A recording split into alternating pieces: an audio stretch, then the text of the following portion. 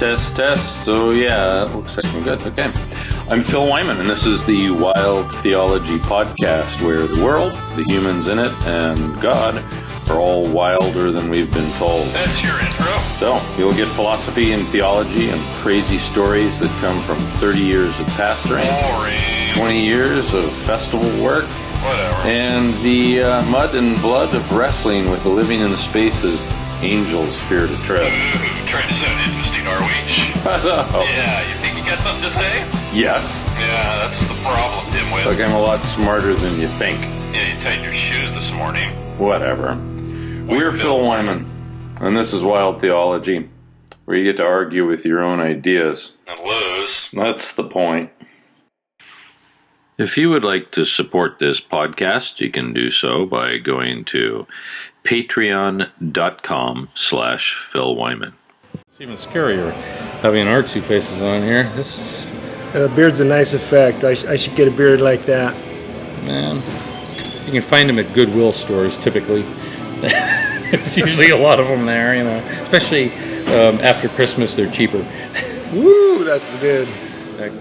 Okay, we are at Portfolio Coffee House on 4th Street in Long Beach, and this is Mike Ashcraft. And he's the guy who runs God Reports. I don't run it. I write for it. You write for it, okay. I did an article on Phil Wyman in God Reports, so you can look him up. Okay, well, look for him in God Reports. Don't look for me. I'm not that important. I had a lot of fun with that article. I admire this guy. So we've had some conversations about what it's like to be a Christian Trump supporter. And as many of you know, I've been looking for Christian Trump supporters that I could We're have. out there. There are a lot of you out there, as a matter of fact, especially when it comes to evangelicals. And I wanted to have peaceful and friendly dialogue. Not easy to do in California. It's not easy to do in Massachusetts, where I've been living the last 20 years. I mean, that's like, you know, when it gets to the politics, it's really, wow. It's hard to cantankerous. Yeah, it's hard to dial down. Yeah, we need to dial down. Yeah, from heavy positions. But we have some very polarizing issues. So, you're a Christian pastor, Yes, right? sir. Been a missionary? I've been a missionary in Guatemala almost 16 years. Wow, okay. That must have had an impact on your politics. Absolutely, yeah. Wherever you go, you listen to the people you're working with, and it helps you to see things differently. Mm-hmm.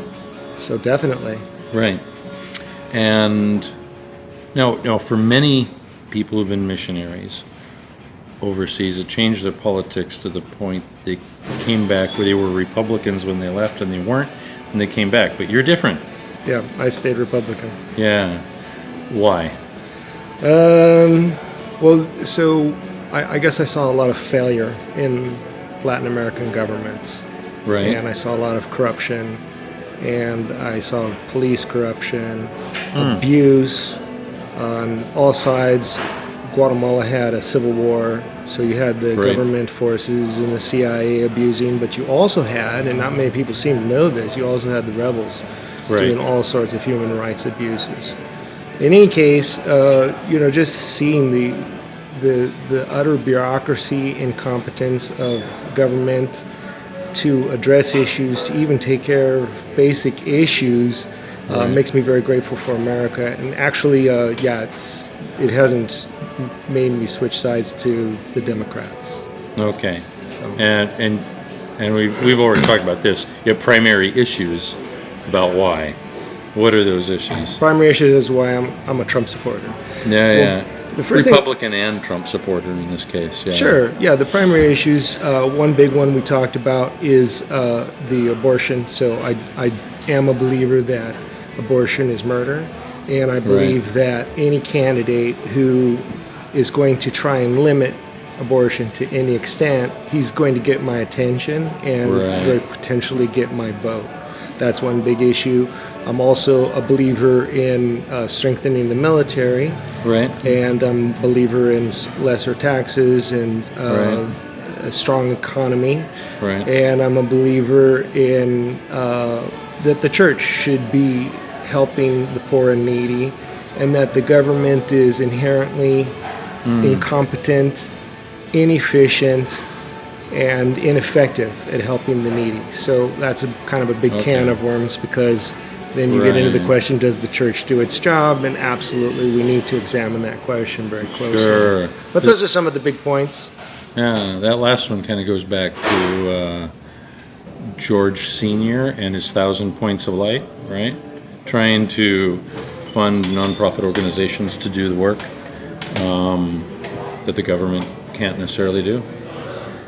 Don't remember too much about the 1,000 Points of Light. It was a few years ago, and I don't remember all. You were probably in Guatemala, huh? No, I think I was in Gilroy at the time, Gilroy, California. Gilroy. Garlic capital. Garlic. I was a journalist for the internationally famous Gilroy Dispatch. Kudos, shout out to my friends over there in Gilroy. Yeah. I never got there for the garlic festival and garlic ice cream and all the strange. I've tried things. it, and it's a novelty. Mark Twain said about Gilroy that the Gilroyans marinate their steaks by hanging them out on the clothesline, and there was always that smell in the air. Okay.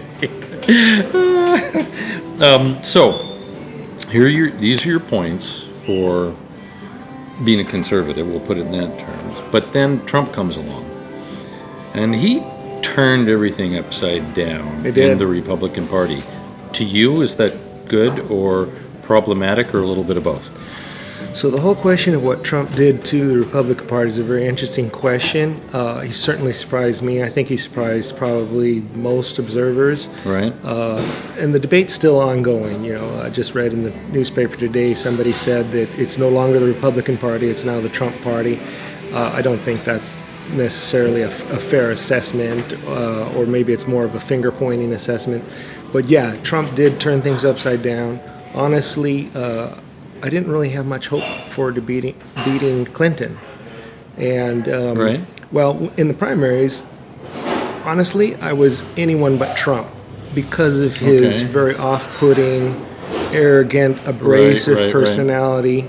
And so that was my position. But as the primaries kept moving along, Trump emerged as the front runner, and the others moved to the background. So I was forced to look at him and reevaluate and say, okay, do I go with this candidate who rubbed me the wrong way, at least to begin with, or do I go with the other candidate who's definitely opposed diametrically to values that I hold for myself? And so I eventually came to embracing Trump.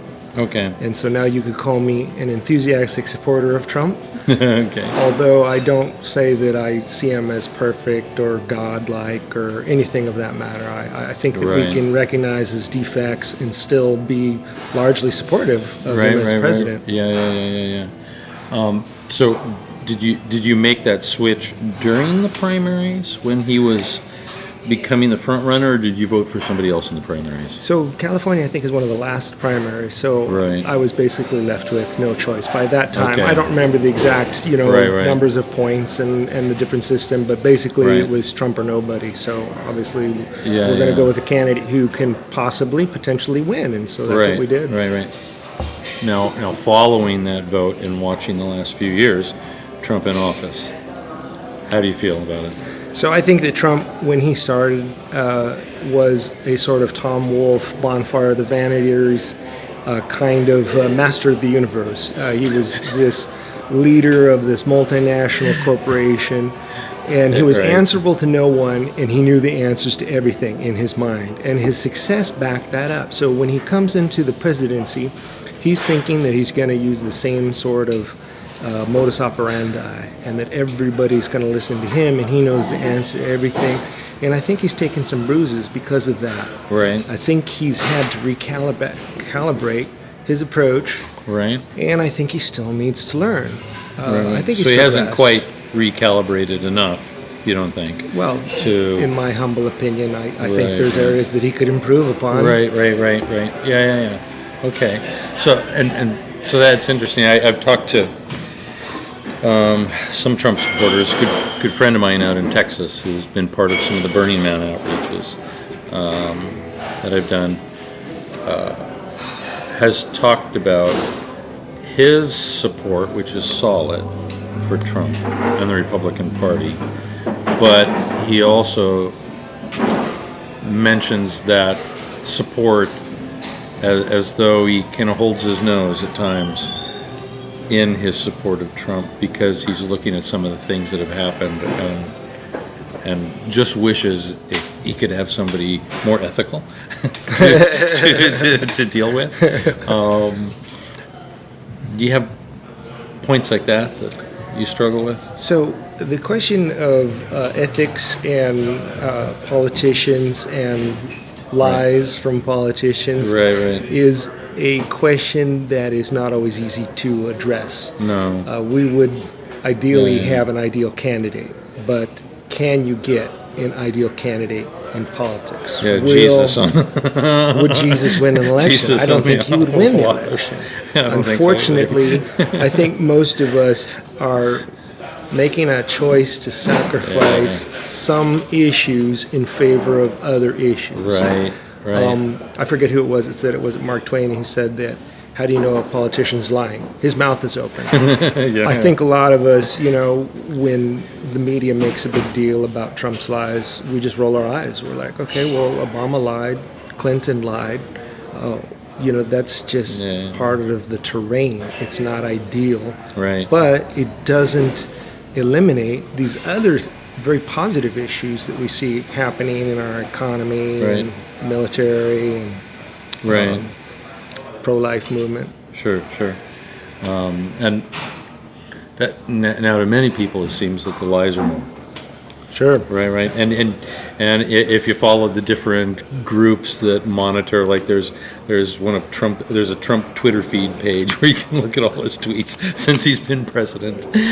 And then there's the people who monitor the lies of politicians, and they put them in categories of, this is the truth, it's part truth, it's we're not quite sure, it's part lie, it's pants on fire, and he seems to have more pants on fire than anybody else, as well as the numbers were somewhere around 16,000 that are categorized as moderate to severe lying. Now, of course, depending on who's counting that, we can... Wow, that's almost as bad as me. 16,000 in 4 years. He's almost got as many lies as I got. So that doesn't trouble you that it's like over the top compared to anybody else. So, I haven't looked at the data. 16,000 lies. It certainly sounds like a lot. But then you have Obama saying you can keep your health insurance if you like it, and then you have Obama doing a favor for the Iranians to do banking in the United States in violation of international law and banking standards. Right. And so I think that, I'm just really not impressed with how many lies he's made, but really the types of decisions that are going on. I don't think the deal with Iran was really a good thing. I think it had too many loopholes. I think Obama was very optimistic and hoped for the best for that, but I think that these are leaders that aren't to be trusted, and we had to take a harder stance against them. And Trump's done that. Okay. So he can lie 16,000 times a day. I'll waggle my finger at him for being a naughty boy, but at the end of the day, is the world going to be a safer place? I think that Trump's going to make it a safer place. Okay. So what are some of the things that you say? Here's what Trump did, and what I like about it. Here's decisions he made. Here's actions he's taken. What are those? I think he's actually moved the football down the field in terms of the pro-life movement. Okay. Previous conservative leaders, even Reagan, gave a lot of lip service to the pro-life movement, but basically did nothing to help in that category. So he's done some significant work in that area. I believe the economy just speaks for itself. Now I do have to say, as far as the pro-life movement, as somebody who's pro-life myself, the dialogue about the issue disappeared for what seemed like decades. It was vibrant and noisy, in the 80s and maybe even to the early 90s, and then it faded, and it's been quiet, and it was almost as though people who were pro-life were afraid to speak up, but now we're emboldened. Yes. Yeah, and I see that I see that more on a social level than perhaps on the actual dynamics of it. I mean, there's been a drop in abortion occurring for a couple decades now. I mean, that's already been going on. I don't know how much better it is, if it is, but it is interesting that the dialogue is, it's not quite a dialogue. The fight is back on, right? Yeah. It's not like people are dialoguing about it like I would like to see. Yeah, well, I think that there's two things that I can address on that. One is that I think that abortion is still perhaps the most divisive issue in America right now, and if I'm not mistaken, we're about 50%. Right. In other words, the people who are against abortion have grown. And I think the reason why is because of the internet. People can get on and see actual video footage of an abortion, and when you see it, it's hard to stay pro-abortion. And so I think that's been the factor. It's been a quiet factor. It hasn't been a noisy factor, because people just log on, look it up, and they go, oh my gosh, I didn't know that it was really that bad. And then they wind up changing sides. Sure. Now, but I do want to address what you said about being emboldened, because I think that I observed that too. We were very quiet. I think a lot of Christians who maybe were conservative in their viewpoints were afraid. And I can speak of myself. Yeah, I was afraid to speak up during the time of Obama. There was things that were going on.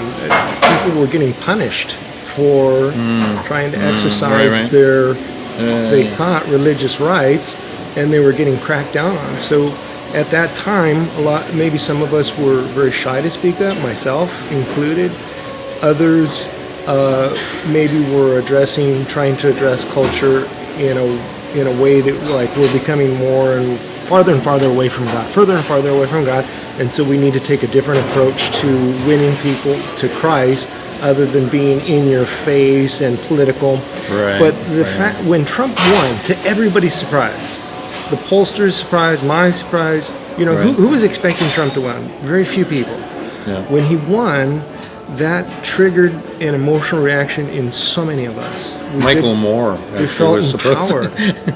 Do you remember that? Michael Moore was saying Trump's going to win, of all people. Well, he figured out that Trump was working for the workers, middle America, and nobody else was, and the guy was genius for that.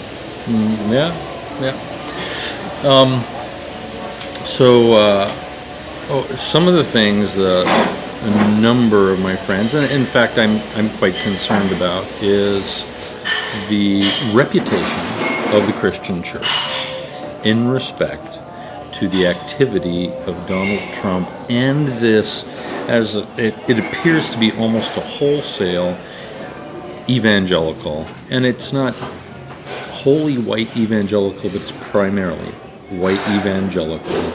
That 25% of the population that has thrown in 80% in voting, and I don't know if it's more or a little bit less right now. And there are people who are feeling that the braggadocio lifestyle, the quickly attacking his enemies, that kind of thing has become almost part of the new evangelical ethos. And at least, I'm not sure where I fall with that, but it seems to be a growing thing that evangelicals are willing to talk and act like that. I struggle with that. Well, how do you do that? I think that it can't be part of our ethos as Christians. I think that we do have to separate our politics from our faith at some point. At some point, our politics are determined by our faith, and at some points, it's not. And I think that we can't become Trumpian Christians. If we're Trump Republicans, then whatever that means, who cares? But there's no such thing as a Trumpian Christian. You know, I think that our ethos as Christians needs to be informed by Jesus Christ. Right. You know, turn the other cheek. Right. If somebody takes from you your garment, give them your cloak as well. That is the true Christian ethos. Right. Now, are we getting tainted by embracing Trump with the whole issue of his attacking his enemies and being very belligerent and those character issues that are annoying and bothersome to me, unsavory, and yet despite being put off by them, I still embrace Trump because of the larger moral issues of pro-life and other issues. Right. You know, we are we being tainted of that? Well, I don't think so. I think we're being accused by people who, for political reasons, want us to make us out to be that way. But a person who comes to Christ because of a personal decision, not because of a political position. A person comes to Christ because it goes through a crisis of faith, usually. Right. And I think most people are pretty smart enough to know that my politics have nothing to do with who Jesus Christ is. Except on those basic issues, right? Where life, the pro-life position. I mean, it informs. Your Christianity informs it, right? Sure. Yeah. So Absolutely. It's not a nothing to do with it, but it doesn't mean who you vote for is who you are. Is that what you... Yeah, I mean, you know, I'm a Republican, but before being a Republican, I'm a Christian. And then that's above and beyond anything else. Right. And I would hope that that's my identity more than being Caucasian, more than being a boomer. I'm 52, more than so many things, labels we put. I hope the number one citizenship that I have is not to the United States of America, but is to Jesus Christ. And I'm very proud to be American, don't get me wrong, but the number one is to Jesus Christ. You're not going to sing a song for us now, America. I thought you were going to go, proud to be an American. Oh, yeah. That was... Well, I lived in Guatemala for 16 years, so that really helped me to appreciate what America has to offer. Yeah. So... And now you're pastoring a church. In Van Nuys, California. Van Nuys. I never asked you, what's the name of the church? It's called the Lighthouse Church. Lighthouse Church. We actually meet in a park because we're a startup church. Okay. Now, when it's raining... Then we meet in a building, usually my apartment. It's not a very big church. Okay. Yeah. And now, politics in church. What goes on there? So I try not to mention politics in the church because you don't go to church for, it's not a political meeting. Church is a time for you to be stirred in your faith and challenged to live for God. And so I leave that out. Right. And I think we should because that's primary and politics is secondary. So these kind of conversations about things that we disagree with, clearly anybody who knows me and watches this will know I'm not a Trump supporter. I was one of the early never Trump, but I was also never Hillary, and I'm that guy who's just tired of the two-party system, and my hope was that we could get 5% of the vote for Johnson and Weld, and they would get funding for the next round of presidential elections, but it still stayed under 3%, I believe. It was a terrible turnout for that. At a moment, I thought that everybody was tired. It was kind of like everybody was holding their nose to vote for anybody at that moment. And still, we played the two-party system. But I've been looking at this widening polarization and struggling with it. And so much of what I do is to try and get people who disagree with one another to talk to each other. Whether it's been Christians and witches in Salem, Massachusetts, or Christians and burners, at Burning Man, or, in the Multi-Faith Matters group that I'm working with John Moorhead and some other friends, Islam and Christianity, because I'm concerned about the gospel. And the gospel for me is a dialogue. God is to be a friend, so I want it to be a dialogue. And I expect God to talk to me about things he disagrees with me on, and not just turn his back and run away, or yell at me and go away. And so this polarization seems to be getting more dramatic during this season right now, what I'll call the Trump season, because he's a polarizing character in and of itself. That's problematic for the church and the gospel, I think. How do you relate to that? So the whole issue of polarization is troubling for me as well. I do acknowledge that Trump has been polarizing, but I also am very concerned about the polarization that the left has done, and they don't seem to recognize that. From day one that Trump got elected, we see Antifas going out on the street and smashing windows and beating up people just because they don't accept the vote of America. Right. And so that's pretty frustrating because, when another candidate was elected, Clinton or Obama, and, us conservatives didn't go out and smash windows. So it's pretty frustrating to see that sort of response. Right. The Kathy, what's her name? I forget, comedian who posed with a photo of the head of Trump, and that was supposed to be comedy. And CNN, I forget the name of the gentleman who said, I hope she bounces back from that. Anderson, he's on her side. Here she's basically fomenting an assassination of the President of the United States. Very violent, bloody, and gruesome. Well, I'm sorry, but that's very polarizing. Now, for sure there's been conservatives who have, lit their torches and just burned. But I think that what we're seeing is that those were fringy people mostly. Fringists. And what we've seen with the left is people who are part of the elite, people who are part of the New York Times, people who are part of the media.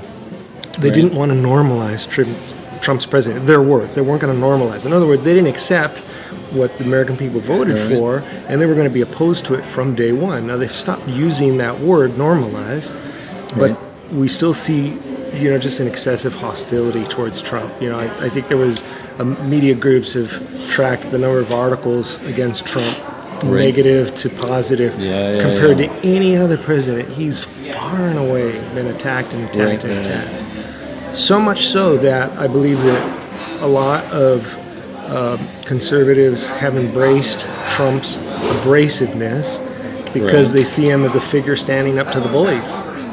And they're starting to like it. So unfortunately, instead of seeing us come together and agree on what we can agree on and try to work things out as best we can, we're seeing that the nation is becoming more and more polarized. And I wish that we could do this sort of discussion where we could sit and talk quietly without name calling, without attacking each other, and listen to each other. It's a bit like one of the examples that I use is that when we oftentimes when we look at our enemy, it's not much different than looking in a mirror. We gaze into their eyes with hatred. Well, we become like them, and so in their eyes is a reflection of ourselves. We become our enemies. It seems a bit like that's what America as a whole, whether people are to the left or the right, are doing. We look at the other side, make accusations about them, and broaden the polarization, and then within that polarization we have these caricatures of them. Yeah, people get demonized. And they're doing the same in return to us. Yeah, absolutely. I've felt demonized, by people who say on the gun rights issue. So I'm in favor of gun rights. And I've seen people just talk about the gun rights people as if they're some sort of redneck out in the middle of the Appalachia who didn't graduate from third grade. And I'm like, wait, I don't even own a gun, but I'm in favor of gun rights. And you're making me out to be a demon. I think the Second Amendment supports it, and so I'm not in favor of getting rid of the Second Amendment. So I think we need to not demonize each other. I would agree with you, Brother Phil, completely. And that to me is problematic in relationship to the gospel itself right now. Because in that demonization, there are certain people, if they know certain things about me, like, I'm a Christian, oh, therefore you're one of those. There's an automatic assumption they have, and sometimes don't want to talk to me, at least until they meet me and know me more. I'm arm's length away, if not more. They just run, right? I was watching.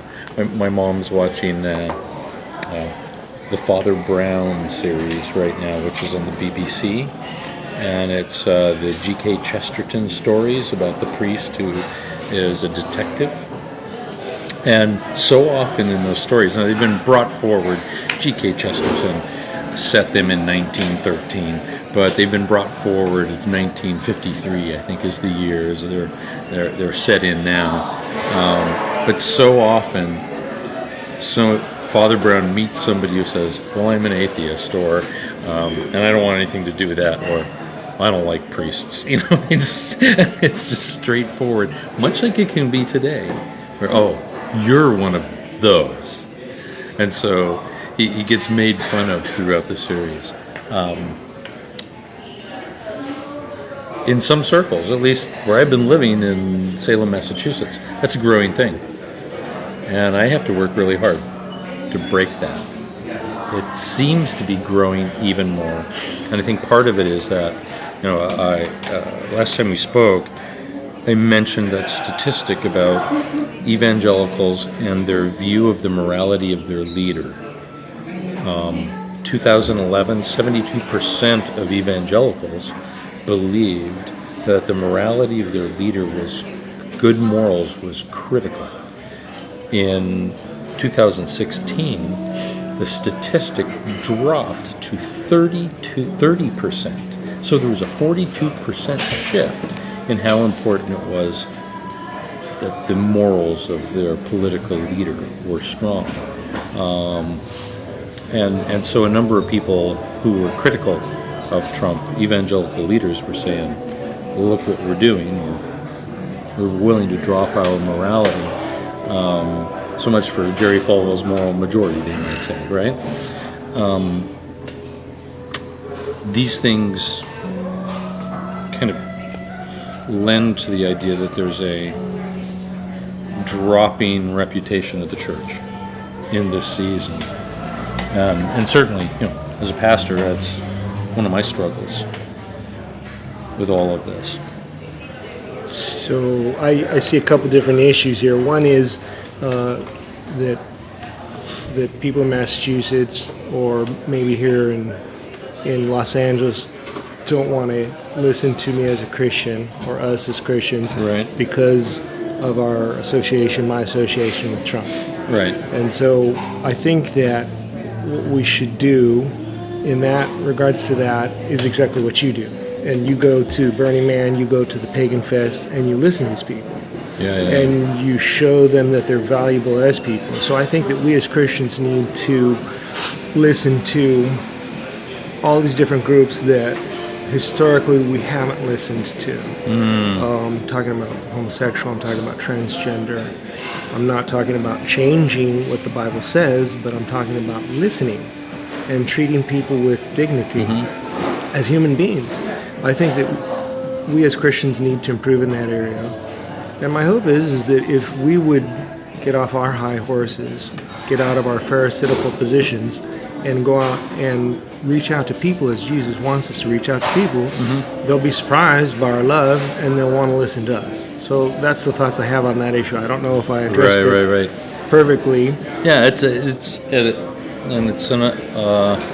an understandable separation between politics and ministry that says, that those politics aren't all that important to the soul of an individual, right? Yeah. And then secondly, you talked about the declining reputation of Christians, and so you have your statistics and your own experience out in the field. My observations would be contrary. I don't think our reputation has dropped. I think our reputation has surged. And the reason why is because we see that everybody voted, well, not everybody, but so many people voted for Trump. Right. And so basically the work of Christians in the field, getting people saved, getting people out of drugs, getting people out of alcohol, getting people out of domestic abuse. Yeah. It's turning people's lives around, and there's a lot of people out there who love and respect Christians. Right. So I don't see our reputation is dropping. Now, guilty by association with Trump, I think that, that's just not the case. We overlook the faults because we embrace the positives. Right. And then you mentioned thirdly about a moral change in the church. That I don't know what year you said that we said that 2016 moral character was absolutely important. 2011. 2011 was the polling, and 2016 there was a 42-point change among white evangelical Christians. Extremely intriguing. But I don't think it's a question of hypocrisy. I don't think it's us just giving an about face to what we previously said was so critically important. I think that if it had been a survey 1 year to the next, then maybe it would be a question of hypocrisy. But it was a lapse of 4 years or 5 years. 5 years difference. Yeah. I think a lot happened in those 5 years. It was basically Obama to Trump, so Republicans, and particularly evangelical Republicans saying, well, Obama's president, morality is important. Well, the Democrats are in. Then the Republicans come in, they go, no, it's not that big a deal. Right. I don't think that's what happened. I know that's how a lot of people look at it. Sure, and it's a legitimate question. It's a legitimate observation, but I think that if you want to understand subtly what happened in the psyche of the Christian conservative, it wasn't that. I think that basically we had to evolve. We did evolve. 5 years is a long time. There were changes in society that were very, very vast.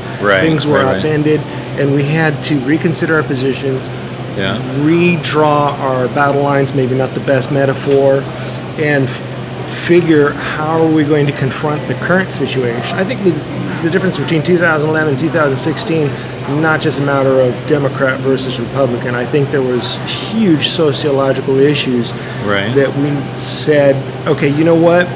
If we're going to get anywhere on these different areas that we need to address, we're just going to have to forget about this character issue. I think that was a big factor. Part of it is that we were told to forget about it. During the whole Clinton impeachment, the big thing that the evangelicals said at the time was he doesn't have the character for president, and we were told by the liberal media that character doesn't matter. So basically we adopted that position, and we said, okay, fine, character doesn't matter. You told us the character doesn't matter, and Trump came along and we said, it told us character didn't matter. Let's vote for Trump because he's on our issues. So now all of a sudden the media's coming at us and say, hey, didn't you used to say? And they're saying like hypocrisy, but I'm saying, wait. Liberal media, you are the hypocrites because you were the guys who told us not to worry about character. We came around to your position 5 years later, and so we're not worried about character anymore. We're worried about issues. Now, what about you? Why are you telling us that we should worry about character? You just told us not to worry about character. So I think that's what happened, and it's a little bit more complicated and a little bit more subtle than just hey, we've lost our moral grounds. No, I mean we have to stay with the same moral ideas. We just probably recognize that we can't get it into the presidency. Okay. Well, so this has been Mike Ashcraft with God Reports. And how do they get hold of you on the internet? People want to find you? You can find me. Yeah, you can write to me through God Reports. And also I teach at the Lighthouse Christian Academy in Santa Monica. And so you're welcome to come there and see what we're doing there. And so, What do you teach? I teach literature and I teach Spanish. Oh, my. Okay. And journalism. We have a journalism class. Yeah. Nice. Okay. So, Mike Ashcraft, why don't you sign off for Wild Theology in Spanish for us?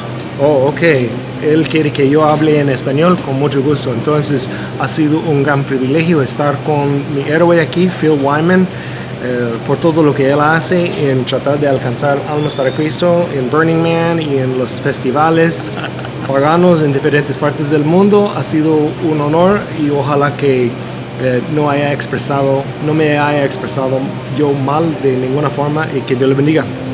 Oh, and to my friends from Wales, diolch yn fawr iawn yn gwrando i fel Theology of fi, a Mike Ashcraft. I don't know what he Hwyl said. fawr. Very good.